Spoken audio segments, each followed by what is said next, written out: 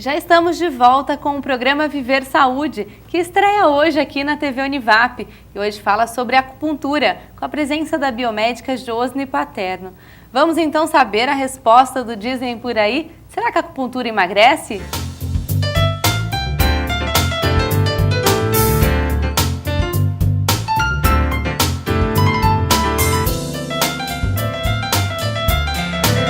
Tá, então a resposta não emagrece. Por quê, professora? Porque a obesidade ela é multifatorial. Se não houver uma atuação dentro da alimentação e do estilo de vida, dificilmente outras técnicas conseguirão ter uma efetividade na redução de peso. A acupuntura ela exerce uma função anti-ansiolítica que pode contribuir para o emagrecimento. Porém, se não for associado a uma dieta saudável, a um estilo de vida saudável, dificilmente sozinha ela vai conseguir emagrecer. Ela somente auxilia, né? Exatamente. Mas existem algumas promessas de tratamentos estéticos que afirmam que a acupuntura pode te ajudar aí a fazer um milagre, eliminar peso, né? Como é que é isso? É verdade, Fabiana. Não só peso, mas como redução de medidas. Dificilmente esses resultados são conseguidos. Por quê? A acupuntura tem uma ação no corpo inteiro. Então, ela promove uma informação para o corpo e ele devolve uma informação do jeito que vai harmonizar a saúde. E nem sempre isso está associado ao objetivo da pessoa. Perder determinadas áreas é até um prejuízo à saúde da pessoa. Isso é feito de uma forma gradativa e lenta, porque a acupuntura não promove queima de gordura localizada. Ela não tem essa função. Então, dificilmente ela vai atender essas expectativas tão milagrosas e fulminantes e ansiosas das pessoas que procuram essa resposta. E por falar em ansiedade, às vezes as pessoas se queixam que o tratamento com a acupuntura pode demorar um pouco, mas qual que é o tempo de um tratamento, em média? Em média, de 5 a 10 sessões, sendo uma sessão semanal. E se há algum problema, uma dor mais crônica, mais urgente, 2 vezes por semana, podendo estender o número de sessões. Tá certo. A gente ouve falar muito da acupuntura para curar doenças, para aliviar a dor, mas ela também pode ser utilizada somente na prevenção. Uma pessoa que está muito estressada, muito cansada, ela pode ser utilizada também? Pode e deve. Foi isso, a concepção da acupuntura pelos chineses foi criada para prevenir e harmonizar antes que ela se instale no organismo. Então, nós temos várias disfunções que indicam que a nossa saúde não está bem, embora não apareçam em exames clínicos.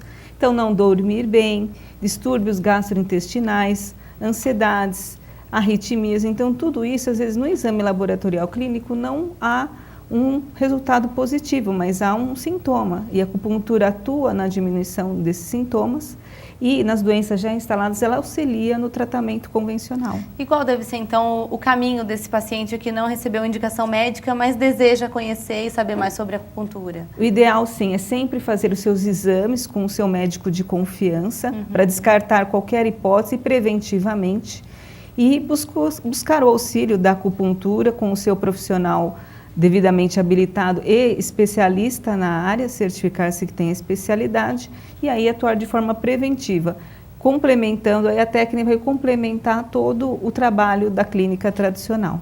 E já que nós estamos falando de terapias complementares, né, isso engloba outras terapias também, não somente a acupuntura. Queria que você falasse pra gente de mais algumas técnicas importantes da medicina chinesa. A medicina tradicional chinesa, dentro delas, a acupuntura tem a fitoterapia chinesa, que são dos conceitos milenares da medicina tradicional chinesa e de modo de ver o mundo, o tratamento com as ervas também preventivo.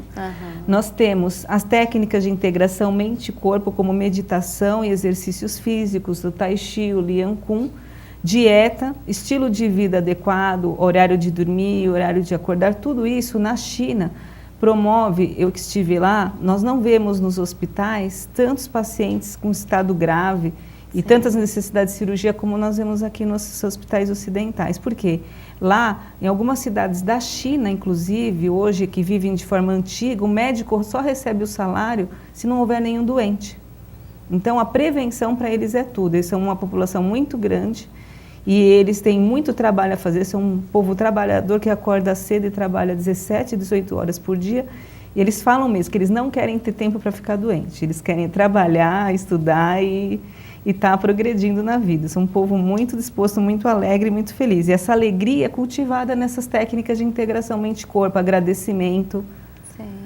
Então, tudo isso vai melhorando a qualidade de vida da pessoa. Pouco a pouco, essas técnicas se completam. Que legal, né? Um bom exemplo aí pra gente também. Professora, e o uso de floral, de homeopatia também? Em que casos que o paciente deve recorrer a isso?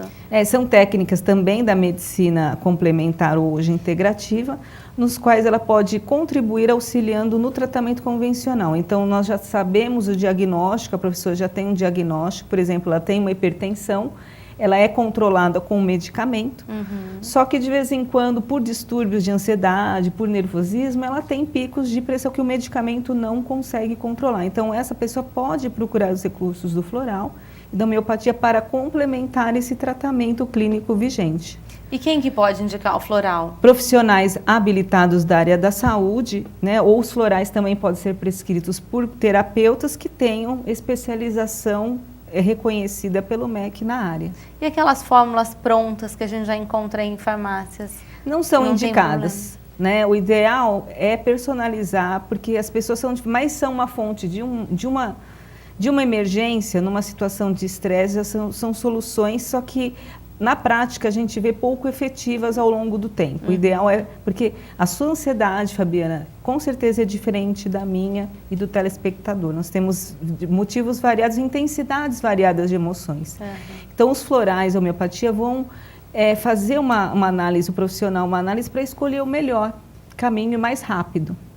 E já no caso da homeopatia, o paciente ele precisa fazer uma opção, ou ele toma um remédio da alopatia, ou ele toma da homeopatia, ou isso pode ser combinado também? Isso pode ser combinado. Então, você tem pacientes que têm uma indicação de uso contínuo, no qual nunca se deve deixar de tomar o medicamento. Então, a acupuntura ou a homeopatia vai complementar e até melhorar a absorção desse medicamento. Então, por exemplo, é um paciente de idoso que toma medicação contínua para diabetes e hipertensão, que é muito comum ter as duas patologias associadas. Então, ele vai poder tomar a homeopatia floral, por exemplo, uma rinite, um problema alérgico que está persistindo, porque até muita medicação pode até comprometer o efeito das medicações das doenças principais. Então, a homeopatia pode sim complementar esses distúrbios secundários, uma dificuldade de dormir, inicialmente sem grandes proporções. Mas existem pessoas também que optam por tomar só a homeopatia. No caso de bebês, por exemplo, que a gente ouve falar da mãe dizer, olha, eu não vou dar remédio para o meu filho, eu vou dar só homeopatia. No caso de uma infecção, de ser indicado tomar um antibiótico, por exemplo, e a mãe optar pela homeopatia, isso pode ter risco ou não? A homeopatia pode sim ser eficaz sem outro tipo de tratamento? Pode ser, mas na pediatria, o profissional para prescrever a homeopatia aí tem que ser o pediatra, o profissional médico. Então ele vai avaliar até que ponto a homeopatia, se ela fez efeito. Se ela não fez o efeito até o prazo desejável, ele vai entrar com a medicação alopata. Então, assim, nós não devemos nem ter extremos de um lado nem de outro. Nós devemos visar o melhor para aquele paciente. Nós temos técnicas e medicações excelentes da alopatia, que são medicações para uso de emergência que devem ser utilizados. Porém, nós sabemos que ao longo do tempo, que excesso de antibiótico, às vezes com o tempo vai ter efeitos colaterais. Então, nesse caso, a homeopatia atua melhor. Então, eles se complementam entre si e é o profissional, no caso o médico, na pediatria, que vai avaliar até onde um atua e até o outro quando vai atuar. Professora, como é que está a questão hoje do acesso a essas terapias? Hoje elas já são encontradas no Sistema Único de Saúde, por exemplo? São encontradas no Sistema Único de Saúde através da Portaria 971, que é de 2006, que inclui a acupuntura e as técnicas de medicina tradicional chinesa, a homeopatia, o termalismo e a fitoterapia como técnicas, só que nem todas as cidades adequaram as suas unidades de atendimento para esse profissional. Aqui em São José nós já temos? Nós já temos. E como funciona? O médico do posto, ele tem que indicar, né, fazer uma carta para o centro de especialidades onde tenha esse atendimento. O paciente, ele não pode chegar e por ele eleger essa técnica como a técnica mais apropriada. Sim. O médico da avaliação contínua é que vai avaliar a necessidade disso e a procedência. E a homeopatia, ela também pode ser usada na prevenção de doenças ou não? pode ser usada na prevenção e, aliás, a homeopatia estuda exatamente isso. Nós já temos dentro da nossa descendência, Hahnemann foi um médico alemão, certos tipos que ele fala de miasma, são tendências a certos tipos de adoecimento que nós trazemos da nossa genética. E pelo estilo de vida, o profissional vai saber, as doenças da infância, a sintomatologia geral e o temperamento, porque a homeopatia leva em conta o temperamento da pessoa, como ela reage diante das situações, quais os caminhos de adoecimento o indivíduo vai estar caminhando. Então, dentro disso, a escolha da homeopatia é um remédio que chama remédio de fundo, que é sempre um remédio que vai harmonizar o indivíduo independente, principalmente na prevenção. E quando que os efeitos da homeopatia tornam-se perceptíveis? As pessoas, a homeopatia a longo prazo. Aí nós vemos na pediatria, quando é usado de primeira escolha, o efeito é imediato. Tem exemplos clássicos de febre e doença pós-vacinação. Muitas crianças têm reação alérgica pós a vacina. Então, você leva o seu bebê de 1 ano, ele toma uma vacina da campanha e tem, às vezes, uma reação como febre. A homeopatia corta esse efeito ruim da vacina na hora, porque é super desconfortável para a criança. Aí, às vezes, ela é levada a tomar uma série de medicamentos que altera todo o apetite, o desempenho escolar, ela tem que faltar na escolinha, a mãe fica estressada, chateada, a família toda, os avós, quando um bebê adoece, a família inteira se envolve. E a homeopatia tem um remédio que tira esse efeito ruim das vacinas. E a criança precisa ser vacinada, logo ela tem aqueles sintomas por 1 ou 2 horas, rapidamente ela responde, mostrando que a homeopatia, sendo a escolha, o remédio certo e a dose certa, ela funciona na hora.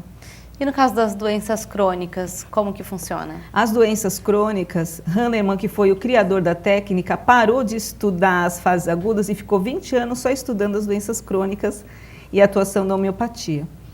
Então, nesses caminhos de adoecimento, nós temos um padrão de adoecimento. Tem processos celulares que nós chamamos já de necrose ou apoptose, onde a perda da célula, a célula morreu, por um motivo ou outro. Então, quando há lesão ou morte celular, é difícil a regeneração desse tecido completamente.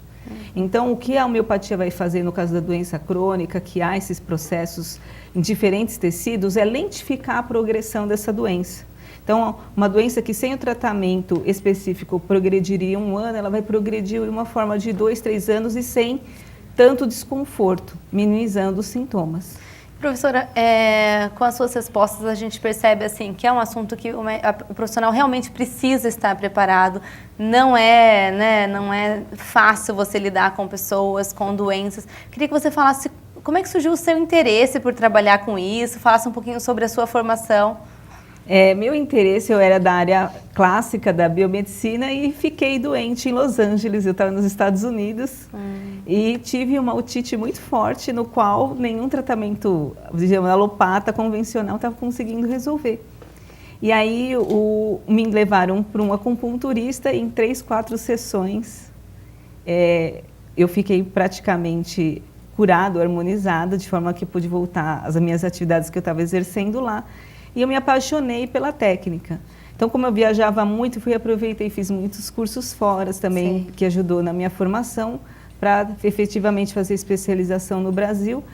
E a gente vê, na Alemanha, por exemplo, tem várias técnicas e várias terapias já dispostas em hospitais, como primeira escolha para os pacientes. Então, isso, por ter essa facilidade de estar lá fora, me deu a visualização de um hospital, por exemplo, funcionando com essas técnicas. Coisa que ainda a gente não tem aqui, a gente tem em Você imagina que isso é possível aqui daqui a quanto tempo? Criar essa cultura? Olha, daqui a uns 5 ou 7 anos nós vamos ter já centros de formação pela disposição das pessoas, por diversos casos que as pessoas tiveram seus benefícios e porque outros profissionais estão sendo despertados por esse interesse, tanto na área clínica quanto na área de pesquisa. E nós temos vários profissionais da saúde que podem estar fazendo isso. E de forma que é multidisciplinar e cada um vai atuar no seu melhor. E na graduação você nota o interesse dos alunos por essa área? Bastante, eles já ficam interessados, se dependesse deles, alguns já seriam acupunturistas, já trabalhariam diretamente saindo da graduação, mas isso não é possível. Eu até falo para eles, vocês precisam estudar bem as matérias básicas, que um bom acupunturista biomédico precisa saber toda a parte da biomedicina e, diante disso, depois, posteriormente, com calma, fazer seus estudos na especialização de acupuntura, obter as proficiências necessárias. Após o término, o nosso conselho exige uma prova, né, de aptidão dos conceitos de acupuntura para ter homologação e trabalhar como acupunturista biomédico. Professora, muito obrigada pelos seus esclarecimentos, nosso tempo já acabou. Você queria deixar algum contato, caso alguém queira tirar mais alguma dúvida? Claro que sim. Deixar meu e-mail, é josnepaterno@gmail.com. Tá ok, então muito obrigada, Obrigada. viu? E obrigada também a você que nos acompanhou aí de casa. Continue ligado na programação da TV Univap. Até mais!